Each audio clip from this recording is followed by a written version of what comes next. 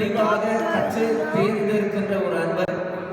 அது மாத்திரமல்ல, நிறைய பதிப்பங்கள், அதாவது 50,000 பதிப்பங்களுக்கு மேலே இயற்றியிருக்கக்கூடிய ஒரு மாபெரும் கலைஞர்.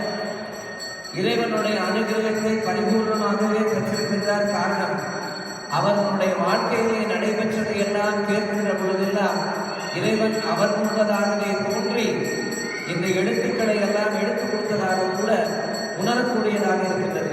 அந்த வகையிலே அப்பேற்பட்ட டாக்டர் ராமச்சந்திரன் அவர்களை ஆலய நிர்வாக சபையினர் சார்பிலும் ஆலய சிவாச்சாரியர்கள் சார்பிலும் உங்கள் சார்பிலும் கரகோஷம் மூலமான வரவேற்புகளை தெரிவித்து அவருக்கு நீண்ட ஆயுளும் இன்னும் பல புத்தகங்களை எல்லாம் அவர் வெளிவிட வேண்டும் என்று முதலில் இறைவனை பிரார்த்தித்து நமச்சிவாயத்தினுடைய தத்துவங்களை எல்லாம் அவர் உருவாக கேட்டு நாங்களும் உயிர்வோம் என்று கூறி நம பார்வதி பதையே மகாதேவ. தென்னாடுடைய சிவனே போற்றி, நாட்டவர்க்கும் இறைவா போற்றி போற்றி. பூழியர்கோன் வெப்பொழித்த புகழியர்கோன் கடல் போற்றி. ஆழி மிசை கண்ணிரப்பில் அணைந்த பிற அடி போற்றி. வாழி திருநாவலூரன் வந்தொண்டன் பதம் போற்றி. ஊழி மலி திருவாத ஊர திருத்தாள் போற்றி, திருத்தாள் போற்றி. ஐந்து கரத்தனை யானை முகத்தனை இந்தின் இளம்பிறை போலும் எயிட்டனை நந்தி மகந்தனை ஞான கொழுந்தினை புந்தியில் வீட்டடி போற்றுகின்றேனே. திருவாக்கும் செய்கர் உந்தை ஊட்டும் செஞ்சொல் பெருவாக்கும் பீடும் பெருக்கும் உருவாக்கும் மாதலால் வானோரும் ஆனை முகத்தானே காதலால் கும்புவார் கொங்கை. விநாயகனே வெவ்வினையை வேறெடுக்க வல்லான், விநாயகனே வேட்கை தணிவிப்பான், விநாயகனே விண்ணிற்கும் மண்ணிற்கும் நாதனுமாம். தன்மையினால் கண்ணிற் பணிவில் நனைந்து திகடச் சக்கரம் ஜம்முகம் மைந்துளான். தகடச் சக்கர தாமரை நாயகன் திகடச் சக்கர விண்மணியாவுல தகடச் சக்கரம் மெய்ப்பதம் போற்றுவார். மையன்பர்களே, இன்றைக்கு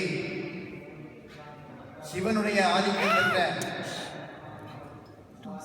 மா அடியார்கள் மாவடி சேவை என்று சொல்வதுண்டு. இந்த மாவடி சேவை நடத்துவது என்பது கர்ம வழியும் கலங்குமே சிவ வழியின் மூலமே என்று ஒரு வார்த்தை உண்டு. இது ஆதிசங்கரர் அவருடைய காலபைரவாஷ்டகத்தை தமிழ் படுத்தி எழுதியிருக்கும் போது நான் எழுதியிருக்கேன். கர்ம வழியும் கலங்குமே சிவ வழியின் மூலமே. நம்முடைய கர்ம வழியானது, கலங்குகின்ற வினையானது அழிய வேண்டும் என்றால் அதுக்கு சிவ வழிதான் பவ வழி என்று குறிப்பிட்டுள்ளார்கள் நம் முன்னே வாழ்ந்த பெரியோர்கள். அந்த வகையிலே இன்று அதையே முன்னோடாக வைத்து திருவள்ளுவரும் நீத்தார் பெருமை என்கின்ற அதிகாரத்தை மூன்றாவதாக வைத்தார். முதலில் கடவுள் வாழ்த்து, அடுத்ததாக கடவுளாக நாம் போற்றக்கூடிய நீர் வான் சிறப்பு, மூன்றாவதாக நீத்தார் பெருமை என்று சொல்லக்கூடிய நம் முன்னோர்கள் வாழ்ந்தவர்களை நாம் நினைவுபடுத்திக் கொள்ள வேண்டும் என்கின்ற முறையிலே நீத்தார் பெருமையை வைத்தார். அந்த நீத்தார் நினைவை இன்று போற்றுகின்ற வகையிலே சிவனுக்கு மனத்திலே எந்த அளவுக்கு ஒரு கணத்தை கொடுக்குமோ அந்த அளவிலே ஒரு நீராடல் அபிஷேகம் நடந்தது. நமச்சிவாயே என்ற எழுத்தினுடைய ஒரு மேன்மையை பேசுவதே நமக்கு மிகவும் புண்ணியமான ஒரு செயலாகும். வேறு எதுவுமே கிடையாது. அகஸ்தியர் அவருடைய சூட்சம நமச்சிவாய நூல் அப்படின்னு சூட்சம நூல் ஒன்று கொடுத்துருக்காரு. அதில் சற்று முன் பேசிக்கொண்டிருந்தேன். 125 விதமான நமச்சிவாய உபதேசங்களை பற்றி பேசுகிறார். இப்போ நமச்சிவாயை சொல்றதுனால நமக்கு என்ன லாபம்? முதல்ல மனிதனாக பிறந்திருக்கோம். இந்த மனிதனாக பிறந்து நமச்சிவாயவே ஞானமும் கல்வியும், நமச்சிவாயவே ஞானமும் போதமும் நாதமும் போதமும், நமச்சிவாயவே நான் அறிவு இச்சையும் என்று திருநாவுக்கரசு சுவாமிகள் சொல்ற மாதிரி நமச்சிவாயே என்ற எழுத்துக்குள்ளே நம்முடைய வாழ்க்கை, நம்முடைய உடல் அடங்கி உள்ளது என்பதுதான் மெய்யடியார்கள் நமக்கு அறிவுறுத்துகின்ற ஒரு செயலாகும். அதையே இன்றைக்கு நான் நினைத்துக் கொண்டு வந்தது, நால்வர் எப்படி சிவனை அனுபவித்துள்ளார்கள். தேவார பாடல் வாயிலாக தேவாரம்னு நம்ம சொல்றோமே தவிர்த்து திருநாவுக்கரசர் சுவாமிகள் பாடினதுதான் தேவாரம். திருஞான சம்பந்தர் படித்தது மொத்தமுமே திருக்கடைக்காப்பு என்று பெயர். தேவாரம்னு சொன்னா அது திருநாவுக்கரசர். சுந்தரர் எழுந்து மொத்தமுமே திருப்பாட்டு. வாசகம் என்று சொன்னால் மணிவாசகம். ஆக தேவாரம்னு சொன்னாலே ஆரம்பத்திலேருந்து சொற்றுரை வேதியன் எதுவோ அதுதான். அது திருநாவுக்கரசர் சுவாமிகள் நமக்கு கிடைத்த கொடுப்பதை. இன்றும் அவர்கள் நமச்சிவாயத்தை போற்றியதால் நம்மிடையே வாழ்ந்து கொண்டிருக்கிறார்கள். திருநாவுக்கரசரை நேரில் பார்த்தது கிடையாது. தாத்தாக்கு தாத்தா, முத்தாத்தா முத்தாத்தா போயிட்டு இருக்கு. ஆனால் அவர்களெல்லாம் இந்த கிபியில் வாழ்ந்தவர்கள் தான். அதனால தான் யாழ்ப்பாணம் நல்லூர் ஆறுமுக நாவலர், அவரை பற்றி தான் நான் மதுரை காமராஜர் பல்கலைக்கழகத்திலே அவரை பற்றி தான் நான் டாக்டர் பட்டம் தெரிவித்திருக்கேன். ஆறுமுக நாவலரின் தமிழ் பணி, அவர் தமிழ் பணியாக இருந்து கல்விப்பணி செய்திருக்கிறார், சமயப்பணி செய்திருக்கிறார், பதிப்பு பணி செய்திருக்கிறார், உரைப்பணி செய்திருக்கிறார், உரையாசிரியர் பணி செய்திருக்கிறார். இன்றைய பதிப்புக்கு தமிழ் பதிப்பு என்றால் அது நாவலர் தான் முன்னோடி. நாவலர் இல்லை என்றால் சொல்வதற்கில்லை. இலங்கையே கிறிஸ்தவ நாடாக மாறி இருக்கும். அவருக்கு உடன் உழைத்தது செந்தில்நாத ஐயர் என்பவர். இவர் ஆரம்பித்த ஒரு கல்விக்கூடமானது சிதம்பரத்திலே இன்றும் ஆறுமுக நாவலர் மேல்நிலைப் பள்ளி என்று தென்னார்காடு மாவட்டத்திலே இன்றும் இயங்கிக் கொண்டிருக்கின்றது. தமிழ் கல்வியை அனைவரும் பெற வேண்டும் என்கின்ற ஒரு காரணத்திற்காக தமிழ் இலவச கல்வியை ஆரம்பித்தவர் தவத்திரு ஆறுமுக நாவலர். அவர் ஆரம்பித்து வைத்ததுதான் இன்றைய பஞ்சபுராண முறையின் பேர். கோயில்களில் வள்ளலார் பாடல் பாட ஆரம்பித்த உடனே இவர் அங்கே போய் நின்று இதெல்லாம் நீங்கள் பாடக்கூடாது, சாங்கோர்கள் ஆங்கோர்களாருக்குரிய நாயன்மார்கள் என்ன பாடினாங்களோ அதெல்லாம் பாடம் அப்படின்னு சொல்லி இந்த பஞ்சபுராண முறையை ஏற்படுத்தினதே ஆறுமுக நாவலர், தவத்திரு ஆறுமுக நாவலர் தான். இன்றைக்கு எல்லா கோயில்களையும் தேவாரம் என்று சொன்ன உடனே இதை ஒரு தேவாரத்திற்கு பாடிட்டு நிறுத்திடுறாங்க. அது முறை கிடையாது. பஞ்சபுராணமும் பாட வேண்டும். பஞ்சபுராணம் என்பது மூவர் பாடின தேவார திருப்பாட்டுலேருந்து ஒன்று, அப்புறம் மணிவாசகர்லேருந்து ஒன்று, அப்புறம் திருவிசைப்பாலேருந்து ஒன்று, திருப்பல்லாண்டிலேருந்து ஒன்று, அதுக்கப்புறம் பெரிய புராணம். இதை சேர்த்து சொல்லக்கூடியது தான் பஞ்சபுராண முறை என்று பெயர். இதிலே திருஞான சம்பந்தரை எடுத்துக்கொண்டால் இறை உருவாக வாழ்ந்தவர். சின்ன குழந்தை பாலகனாக இருக்கும்போது அவர் இந்த தமிழை எங்கேயும் போய் கற்றுக்கலை. இறைவனாக அவருக்கு ஊட்டியது தான் அது. அந்த பார்வதி அம்மையாரின் சக்தியின் திருமலைப்பால் கொடுத்த ஒரு ஞானம். அதனால தான் திரு ஞான சம்பந்த மூர்த்தியாக வழங்கினார். துஞ்சலும் துஞ்சலிலாத போதிலும் நெஞ்சகம் மைந்து நினைமின் நாள் வரும் பஞ்சகம் அற்ற அடி வாழ்த்த வந்த கூற்று அஞ்ச உதைத்தன அஞ்செழுத்துமே மந்திரம் நாள் மறை ஆகி வானவ சிந்தையுள் நின்று அவர் தம்மை ஆழ்வன செங்கடல் ஒம்பிய செம்மை வேதியர்க்கு அந்தியுள் மந்திரம் அஞ்செழுத்துமே ஊனில் உயிர்ப்பை ஒடுக்கி ஒன் சுட ஞான விளக்கினை ஏற்றினன் புலத்து ஏனை வழி திறந்து ஏற்றுவார்க்கு இட ஆன கெடுப்பன அஞ்செழுத்துமே நல்லவர் தீயவர் ஏனாது நச்சின செல்கெட சிவ முக்தி காட்டுவ கொல்ல நமந்தவர் கொண்டு போம் இடத்து அல்லல் கெடுப்பன அஞ்செழுத்துமே.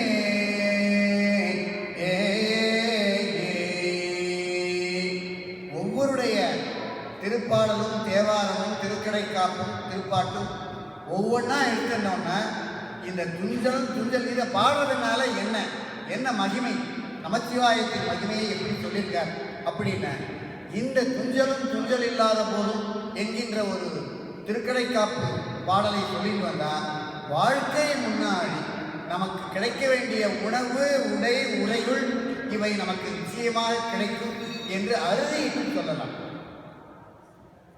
பின்னாடி வாழக்கூடிய மக்கள் நல்வாழ்வு வாழ வேண்டும் என்பதற்காகவே அதே நோக்காக கொண்டு வாழ்க்கை எப்படி வாழ வேண்டும் என்பதை நமக்கு அறிவுறுத்தி காட்டுவதாக இந்த துஞ்சலும் துஞ்சல் இல்லாத போதிலும் நெஞ்சகம் நைந்து நினைவின். நெஞ்சகம் ஏதோ சொல்லிட்டு வந்தா மனப்பாடமா அப்படின்னு சொல்லிட்டு வந்தா அப்படி கிடையாது. நெஞ்சகம் நைந்து நைந்து நெக்கு நெக்கு உருகி அவன் தாழ் கெடி அவனே கெடி என்ற ஒரு நிலையிலே சொல்லிக் கொண்டு வந்தோம் என்றால், ஆரம்பத்தில் எனக்கெல்லாம் தேவாரத்திலெல்லாம் அந்த அளவுக்கு ஈடுபாடு கிடையாது. நான் சுய பெருமைக்காக சொல்லவில்லை. இதெல்லாம் ஆரம்பத்தில் சொல்லிட்டு வந்ததுனால இப்போ நானே எல்லா தெய்வத்தின் பேர்லையும் பதியங்களாக எழுதக்கூடிய ஒரு பாக்கியம் இந்த இறைவன் எனக்கு கொடுத்துருக்காருங்க. இதை விட நமச்சிவாயத்தை சொல்லிட்டு வந்தால் என்ன பலன் கிடைக்கின்றது நீங்களே மெய்யடியாரை சிந்தித்துக் கொள்ளலாம்.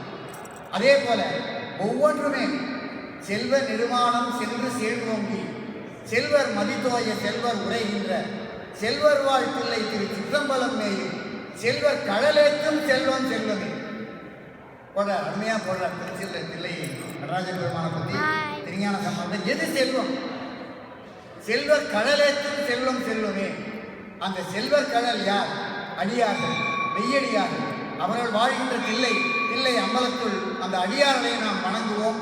தொண்டர்தம் பெருமை சொல்லவும் பெருதே என்கின்ற நமச்சிவாயத்தை இந்த திருஞான சம்பந்தர் எந்த அளவிலே அனுபவித்திருக்கிறார் என்று பார்க்கும்போது அவர் எழுதின 358 தலைப்புகளில் தான் பதியங்கள் இன்றைக்கு நம்மளுக்கு கிடைச்சிருக்கே தவிர்த்து இன்னும் அவர் எழுதி இவ்வளோ ஆயிரக்கணக்கில் லட்சக்கணக்கில் எழுதியிருக்கார்.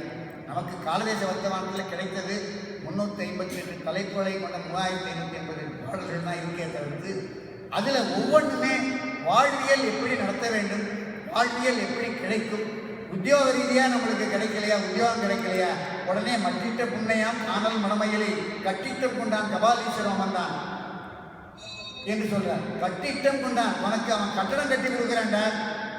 மட்டிட்ட புண்ணையாம் காணல் மடமையிலே கட்டிட்டம் கொண்டான் கபாலீஸ்வரம் வந்தான். ஒட்டிட்ட பண்பின் உரித்திர பல்கணத்தார்க்கு அட்டிட்டல் காணாதே போதியோ பூம்பாவாய். உன்னுடைய வாழ்க்கையானது மேம்படும், உன்னுடைய வாழ்க்கையானது உயர்வடையும் என்கின்ற ஒரு நோக்கிலே இந்த திருமயிலை பதியமானது திருஞான சம்பந்தரால் பாடப்பெற்று உடைந்த அந்த எலும்புகள் கொண்ட பானையானது ஒன்று சேருகின்றது. அதிலிருந்து பூம்பாவை வெளிப்படுகிறார். மாயம் இல்லை, மந்திரம் இல்லை. அதனால சொல்றார் மந்திரமாவது நீர். மந்திரமாவது நீரு வானவர் மேலது நீரு சுந்தரமாவது நீரு துதிக்கப்படுவது நீரு. சுந்தரமாவது நீரு, துதிக்கப்படுவது நீரு. இந்த நமச்சிவாய சொல்லி நம்ம நெற்றில நீரணிந்தாலே போறோம். சொற்றுணை வேதியம் சோதிவானவள் பொற்றுணை தீர்ந்தடி பொருந்த கைத்தொழ கற்றுணை பூட்டிவோன் கடலில் பாய்ச்சினும் கற்றுணை பூட்டிவோன் கடலில் பாய்ச்சினும் நற்றுணை ஆவது நமசிவாயவே. இதுதான் நம்ம நற்றுணை. சொல் துணை வேற, நற்றுணை வேற. சொல்லுக்கும் அவன் தான் துணையாக விளங்குகின்றான். நல்ல துணையாக இருக்கிறதுக்கு நமச்சிவாயாக விளங்குகின்றது என்பதை இந்த சொற்றுணை வேதியில் நமக்கு அறிவுறுத்துகின்றது. இல்லக விளக்கது இருள் கெடுப்பது, சொல்லக விளக்கது ஜோதி உள்ளது, பல்லக விளக்கது பலரும் காண்பது, நல்லக விளக்கது. இப்போ விளக்கு ஏற்றி வச்சிருக்கோம். இந்த நல் அகல் விளக்கு, நல் அக விளக்கு, நகல் அக விளக்கு நமச்சிவாயவே என்கிறார். இதற்கு நாம் காலையில் என்ன பண்ணணும்? பெரும்புணல் காலை மூழி போடுறார் பதியம். பெரும்புணல் காலை மூழி பித்தருக்கு பக்தராகி அரும்பொடு மலர்கள் கொண்டு அங்கு என்ன வைக்கணும்னா ஆர்வம் உள்ளே வைத்து, அரும்பொடு மலர்கள் கொண்டு அங்கு ஆர்வம் உள்ளே வைத்து அங்கு ஆர்வம் உள்ளே வைத்து இன்பொடு திரியாகி விழியுடன் ஏற்றவல்லார்க்கு. ஒரு விளக்கு ஏற்றணும்னா கூட நம்மளுக்கு அந்த விளக்கு ஏற்றணுன்ற ஒரு விதி இருக்கணும். விதியுடன் ஏற்றவல்லார்க்கு கரும்பினில் கட்டி கோல்வான் கடவுர் வீரட்டானாரே அப்படி திருக்கடவுர் பதிகத்தில் எழுதுகிறார். எவ்வளோ உணர்ந்திருந்தாருங்க. பெரும்புணல் காலை மூடி காலம்புரை எழுந்த உடனே முதல் வேலை அதுதான். இப்போ குளிக்கிறோமோ இல்லையோ வேலையோ ஓடிட்டு இருக்கோம். இன்னைக்கு அது நிலை கிடையாது. ஒரு குறிக்கோள் வேணும், வாழ்க்கையில் ஒரு குறிக்கோள் வேணும். இப்படி தான் நம்ம வாழணும், இது காலம்புரை எழுந்தானே இந்த செயல் செய்யணும் அப்படின்ற மனசில் எடுத்துக்கணுன்றார். அதையும் போடுறார் அவரே 70 வயசுக்கு மேலே போடுறார். அதை பார்த்தார். அந்த குறிக்கோளை பற்றி அவர் சொல்லும் போது ஒரு அருமையான ஒரு பதியம். அதாவது சின்ன வயசுல நம்ம என்ன பண்றோம் நமக்கே தெரியாத நாட்களா இருக்கும். அப்ப அவருடைய இறைவனை சிந்தனை நமக்கு வராது. அப்ப என்ன பண்ணணும், அந்த கூட்டு வழிபாடுன்ற முறையில வீட்டுல அப்பா அம்மா யாராவது உட்காந்து அந்த குழந்தைகளுக்கு சொல்லி கொடுத்து கூட அதுவும் சொல்ல அதுதான் அந்த கூட்டு வழிபாட்டு முறையை கற்பித்தது. முதல்ல பார்த்தா திருநாவுக்கரசர் தான். அதனால்தான் அவருடைய பாடல்கள் தேவாரமாக விளங்குகிறது. ஆனால் அதை நம்ம கேட்கும்போது மனசு கேட்குமா அப்படின்னா மனசு கேட்காது. அதனால தான் போடுறேன். மனமெனும் தோணி பற்றி மதியேனும் கோலை ஊன்றி சினமோ ஏனோ சரக்கை ஏற்றி செரிகடல் கணம் எனும் பாறை தாக்கி மறியும் போது அறிய ஒண்ணாது உனை உணர்வை நல்க ஒற்றியூர் உடைய கோவே. ஒற்றியூருடைய கோவையை சொல்ற திருவொற்றியூர்ல பாடும்போது மனமெனும் தோணி பற்றி மதியனும் கோலை ஊன்றி சினமெனும் சரக்கை ஏற்றி செறிகடல் ஓடும் போது கணமெனும் பாறை தாக்கி மறியும் போது அறிய ஒண்ணாது உன்னை நினைக்கக்கூடிய ஒரு உணர்வை எனக்கு நல்காய் ஒற்றியூருடைய கோவை அப்படின்றார். இதெல்லாம் எப்படி அப்படின்னு வந்து அவரை எழுப்பி விட்டு அந்த சுண்ணாம்பு கால வாயிலேருந்து எழுப்பி விடுறார். கற்றுணையில போட்டு கடல்லேருந்து எழுந்து வரும்போதும் இன்றைக்கும் திருப்பாதிரிப்புலியூர் அருகே ஓட்டி போற வழியில கரையேற விட்ட குப்பம்னு கிராமமே இருக்கு. இன்னைக்கு இன்றும் நிலவுகின்றது அந்த கரையேற விட்ட குப்பம் கிராமம். அங்கேருந்து பாடலீஸ்வரனை பார்க்க அப்பதான் எழுதின கடலிடை அருளியது அப்படின்னு எழுதியிருப்பாங்க புத்தகத்தில் கூட சொல்லும்போது. கருவாய் கிடந்து உன் கடலே நினையும் கருத்துடையே உருவாய் தெரிந்து உந்தன் நாமம் பயின்றேன் நினதருளால் திருவாய் பொலிய சிவாய நம சிவாய நம சிவாய நம என்று நீர் அணிந்தேன் தருவாய் சிவகதி நீ பாதிரி புலியூரனே புழுவாய் பிறக்கினும் புண்ணியா உன்னடியன் மனத்தே வழுவாதிருக்க வரந்தரல் வேண்டும் இவ்வையகத்தே தொழுவார்க்கு இறங்கி இருந்து அருள் செய் பாதிரி புலியூர் சேடி புனல் கங்கை செஞ்சடை மேல் வைத்து விடு. நான் பிறந்தது பாதிரி புலியூர். திருப்பாதிரி புலியூர் தான் என்னுடைய ஜென்ம நட்சத்திரமே. கடலூர்னு சொல்லுவாங்க. அது கடலூர் கிடையாது. அதனுடைய சங்ககால பெயர் கடைஞாழலூர்னு பேர்.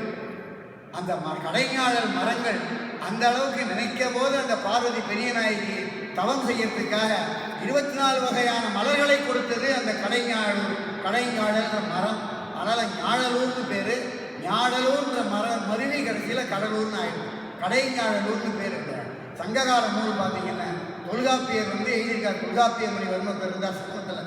நம்ம இலக்கண தொல்காப்பியர் கிடையாது, தொல்காப்பிய முனிவர்னு ஒருத்தர் இருந்தார் சமூகத்தில். அவர் திருப்பாதிரிப்புலியூர் 10 ஒரு நூல் எழுதியிருக்கார். 140 பாடல்களை கொண்டது. அதில் வர்றது இந்த செய்தி கடைஞாழலூர்னு. அதை போல அடியனுடைய ஜென்மக்ஷேத்திரம் திருப்பாதிரிப்புலியூர் தான். அதனால்தான் என்னமோ அந்த சிவத்தில் இந்த அளவுக்கு நம்மளை இறைவன் ஈடுபடுத்தி வச்சிருக்காங்க. இந்த பாடல் நாயகன் தோன்றா துணைநாதன் அவரை பற்றி அவ்வளோ சொல்லலாம். திருநாவுக்கரசர் எடுத்துட்டோன்னா ஒவ்வொரு செயல்பாடுமே இறைவனை அந்த அளவுக்கு வாங்கிடும். அல்லல் என் செய்யும் அருவினை என் செய்யும் அல்லல் என் செய்யும் அருவினை என் செய்யும் தொல்லை வல்வினை தொந்தம்தான் என் செய்யும். என்ன ரொம்ப தொந்தரவு பண்ணுமா? செய்யாது. தில்லை சித்தம்பலவனார்க்கு எல்லை இல்லதோ